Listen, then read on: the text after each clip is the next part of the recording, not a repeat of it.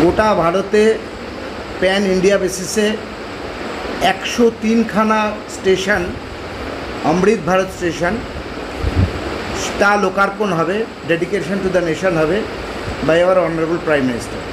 এই সময়টা খুব গুরুত্বপূর্ণ এই কারণ আমরা সদ্য অপারেশন সিন্দুর শেষ করেছি। আমাদের জওয়ানদের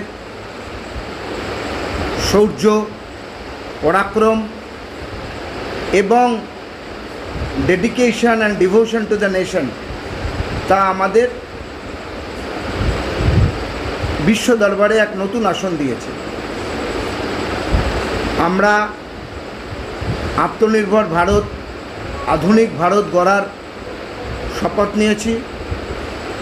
আমাদের অনারেবল রেলওয়ে মিনিস্টার অশ্বিনী বৈষ্ণব সাহেবের কুশলী নেতৃত্বে সারা ভারতে 13,000 স্টেশন আমরা ইয়ারমার্ক করেছি, যাতে